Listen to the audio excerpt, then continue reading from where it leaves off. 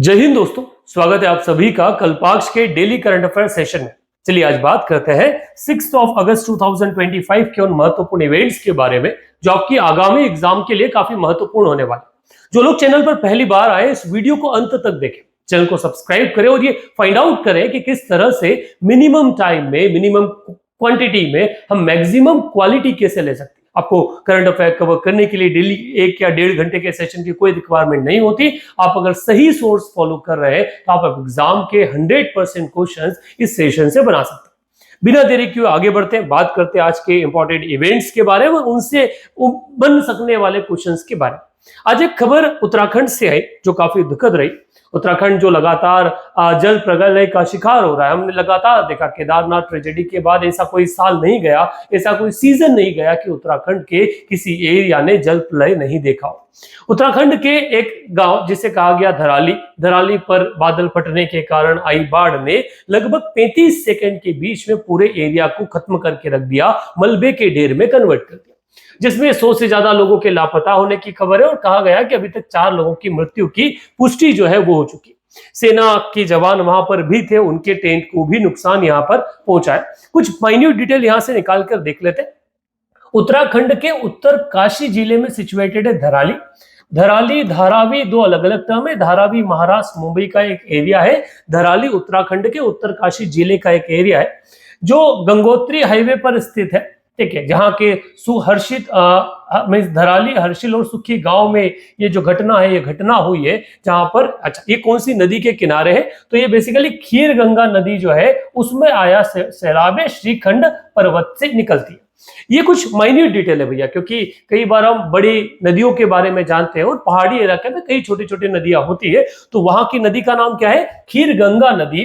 कौन सा पर्वत से निकलकर आती है? श्रीखंड पर्वत नाम का जो पर्वत है वहां से निकलकर आती है और वहीं से ये चीज जो है ये हो गया और इसके कारण कई सारे लोग इसमें लापता है और कईयों के मरने की खबर भी अभी की जा चुकी है।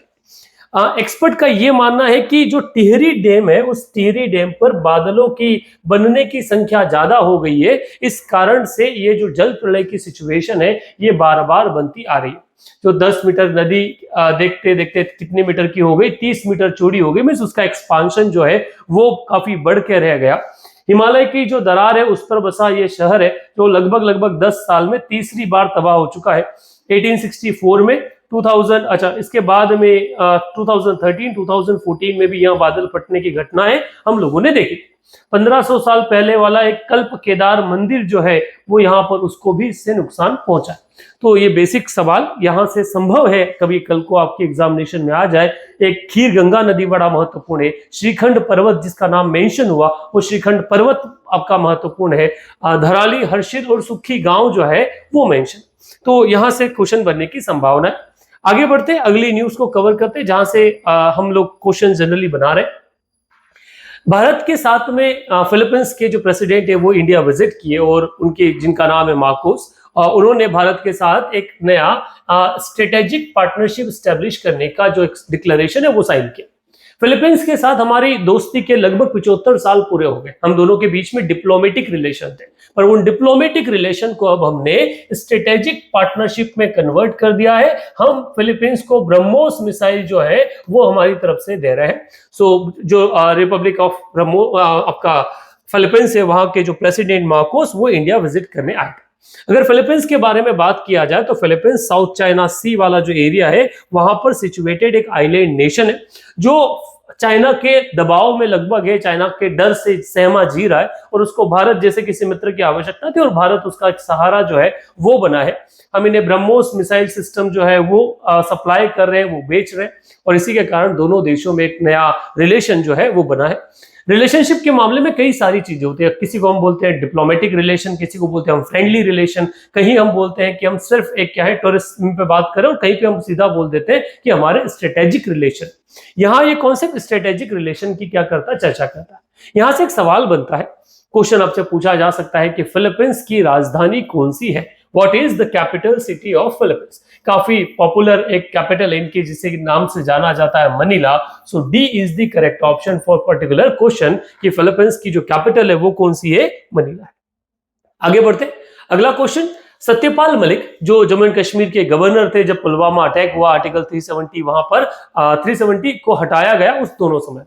वर्तमान सब उनकी अभी वर्तमान में मृत्यु हो गई। सत्यपाल मलिक जो है अपने बेबाक करियर के लिए बड़े पॉपुलर माने गए, क्योंकि जब से उनको जम्मू एंड कश्मीर से हटाया गया वो एंटी मोदी अपने जो स्टेटमेंट के लिए जाने गए। कई सारे कंट्रोवर्शियल स्टेटमेंट इन्होंने दिए, वो बाकी सरकार को लेकर भी कई सारे थे। इनसे जुड़ा एक सवाल है, Which of the following position was not held by Satyapal Malik during his political career? Satyapal Malik ने अपने राजनीतिक करियर में निम्नलिखित में से कौन सा पद नहीं संभाला? Governor of Jammu and Kashmir, ये तो थे हमने देख लिया। गोवा के गवर्नर या गोवा के राज्यपाल, केंद्रीय कृषि मंत्री, मेघालय के राज्यपाल। वो कभी भी यूनियन मिनिस्टर ऑफ एग्रीकल्चर, केंद्रीय कृषि मंत्री नहीं रहे। बाकी वो जम्मू एंड कश्मीर के, गोवा के, मेघालय के गवर्नर के रूप में उन्होंने क्या किया है, अपनी सर्विसेज दी है। लास्ट वो कहां के गवर्नर थे? वो आपके गोवा के गवर्नर से रिटायर हुए थे। चलिए आगे बढ़ते, अगले क्वेश्चन, अगली न्यूज को कवर करते हैं। So news is from the WHO। India to host WHO IRCH workshop on herbal medicine safety and regulation from August 6। आज से ये चीजें होने वाली है। 3-day technical meet to feature hand on training, case study, global regulatory dialogues, इनसे संबंधित ये होगा।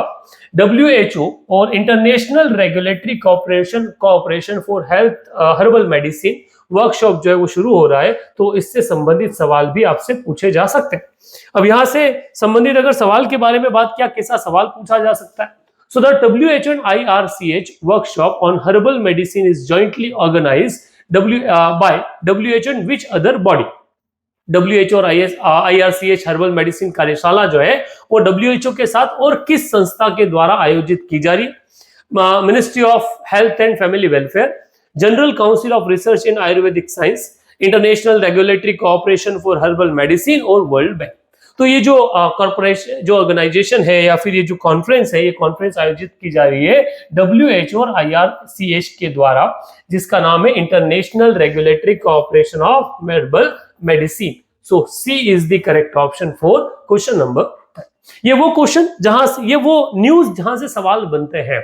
कई बार आप जो सोचते हैं, मैं लास्ट वाले सेशन में भी आपसे कहा था कि कई बार बच्चा ये सोचता है एग्जाम में करंट अफेयर देखने के बाद कि यार ये चीजें तो हमने कभी करंट अफेयर में नहीं देखी, ये एग्जामिनर कौन से न्यूज से करंट अफेयर पूछता है, कहां से वो डेटा लेता है?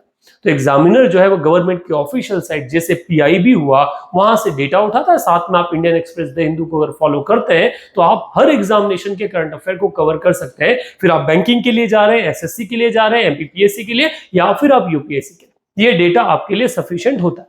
अगली न्यूज के बारे में बात करते हैं। Union minister doctor S Shankar inaugurate first ever BIMSTEC traditional music festival held in new Delhi. ठीक है, अगस्त 4 को यूनियन मिनिस्टर एस जयशंकर ने, और जो मिनिस्टर ऑफ एक्सटर्नल अफेयर ने, उन्होंने क्या किया, पहली बार Bay of Bengal Initiative for Multi Sectoral Technical and Economic Cooperation, BIMSTEC का ट्रेडिशनल म्यूजिक फेस्टिवल जो है उसको इनॉग्रेट किया, जो कहां पर, Indian council for cultural relation के साथ में भारत मंडपम न्यू दिल्ली में आयोजित किया गया। यहां से सवाल बनने की प्रबल संभावना जो है वो दिखती है। बिम्स्टेक से कई सारे क्वेश्चंस जो वो निकल कर आए। अब की बार इसका जो थीम था वो सप्त सुर, 7 नेशन 1 मेलोडी के नाम पर क्या किया गया, रखा गया।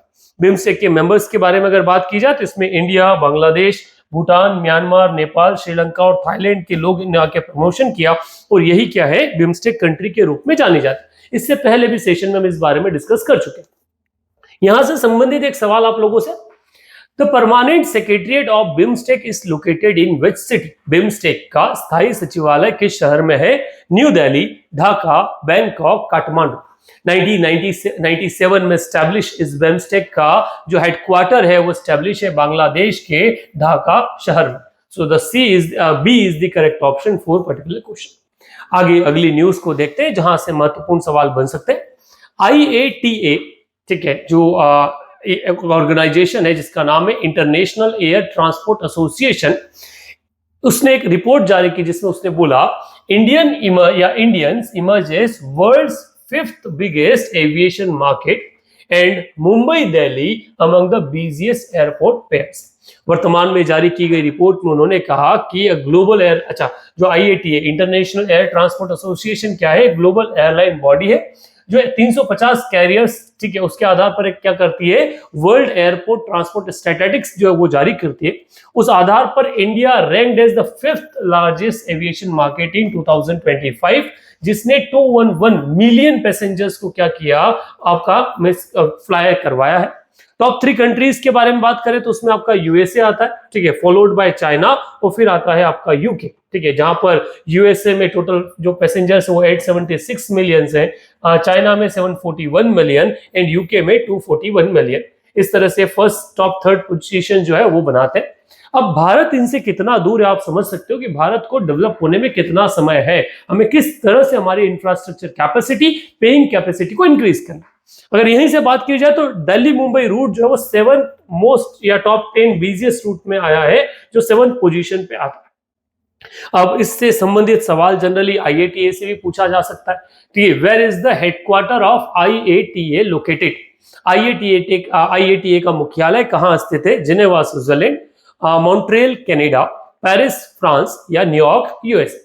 जनरली एक हम जो हेडक्वार्टर्स वो देखते हैं न्यूयॉर्क में देखते हैं, या जिनेवा स्विट्जरलैंड में देखते हैं, या फिर पेरिस में 3rd पोजीशन पर आता है, परंतु इसका जो हेडक्वार्टर है वो मॉन्ट्रियल कनाडा में क्या है, सिचुएटेड है। B is the correct option for particular question. अगर कुछ बेसिक डिटेल्स हम इसके बारे में बात करें आईएटीए के बारे में, तो पूरा नाम है international air transport association.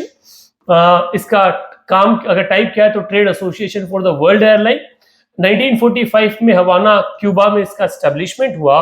Headquarter Montreal Canada में है, विद एग्जीक्यूटिव ऑफिस इनका जिनेवा स्विट्जरलैंड में सिचुएटेड। ये एक ट्रिकी पार्ट यहां से है, महत्वपूर्ण है आपके एग्जाम के लिए, कि मॉन्ट्रियल में हेडक्वार्टर है और एग्जीक्यूटिव ऑफिस कहां पर, जिनेवा स्विट्जरलैंड में।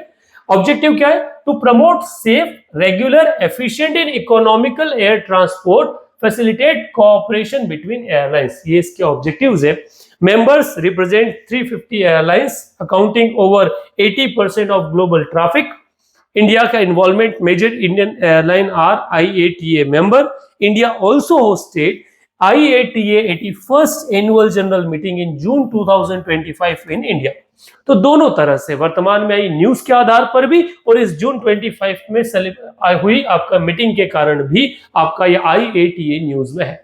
सवाल बनने की मेरे हिसाब से प्रबल संभावना है, जो एक्सपीरियंस हम इन चीजों को लेकर रखते हैं।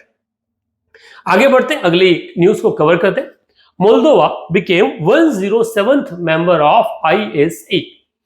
In August 2025, Republic of Moldova, a European state, has officially became 107th member of the International Solar Alliance. Ena Taban, ambassador of Moldova, handed over the instrument of ratification to PS Gangadhar, Joint Secretary Economic Diplomacy, that is Ministry of External Affairs in New Delhi. अगर ISA के बारे में बात की जाए तो it was jointly launched by India and France during 21st Conference of Paris, COP21, under United Nations Framework of Convention of Climate Change, UNFCCC 2015 in France. कहां से शुरुआत हुई इसकी, तो यहीं से। ओवरव्यू अगर बात किया जाए तो it is an inter governmental treaty based organisation to form boost solar growth and reduce cost of financing and technology. Goal रखा USD 1 trillion of investment in solar power solution by 2030, ये ISA के बारे में। अगर Moldova के बारे में बात की जाए तो इट इज इसके प्रेसिडेंट जो है वो है माया संधू, ठीक है, कैपिटल इनकी जो है वो है चिसिनाउ और करेंसी वहां पे चलती है मोल्दोवन लीव। कहां पर ये एरिया सिचुएटेड है, तो बेसिकली एक यूरोपियन स्टेट है, ब्लैक सागर सी से ऊपर वाले हिस्से में यूक्रेन और आपका रोमानिया के साथ अपनी बॉर्डर शेयर करने वाला ये शहर जो है वो मोल्दोवा है। पहली बार शायद आप लोगों ने इस बारे में सुना हो, पहले सुना हो तो भी आप कमेंट बॉक्स में अपना एप्रिसिएशन दे सकते हैं। अब यहां से सवाल बनने की संभावना मोल्दोवा से ऊपर भी और दूसरा किसके ऊपर भी, ISA के ऊपर। एक सवाल आप लोगों के लिए, where is the headquarter of international solar alliance is located. अंतरराष्ट्रीय सौर गठबंधन का मुख्यालय कहां स्थित है, Geneva Switzerland, Paris France, Gurugram India और न्यू दिल्ली इंडिया। कहां पर इसका हेडक्वार्टर, कमेंट बॉक्स में आप डालिए अगर आपने ये पढ़ रखा है तो। और जो लोग नहीं पढ़े उनके लिए हम बता दें कि इसका जो हेडक्वार्टर है वो गुरुग्राम इंडिया में सिचुएटेड है, भारत में सिचुएटेड है। C is the correct option for particular question. ये वो न्यूज है जहां से सवाल बनने की संभावनाएं रहती है। इसके अलावा बहुत सारी चीजें हैं, आपको पढ़ना चाहे तो पूरा अखबार हम आपको देते, 12 से 16 पन्ने का अखबार आता है जिसमें जमाने की खबर आती, पर वहां से कोई सेंस नहीं निकलता। Last part, question of the day, और आज का क्वेश्चन है Sikkim became part of India in which year? Sikkim किस वर्ष में भारत का हिस्सा बना? 1956, 1962, 1975 and 1987? Put down the correct option in comment box. Session आपको कैसा लगा कमेंट बॉक्स में जरूर लिखें, साथ ही अपने दोस्तों तक शेयर करना ना भूलें। Thank you very much.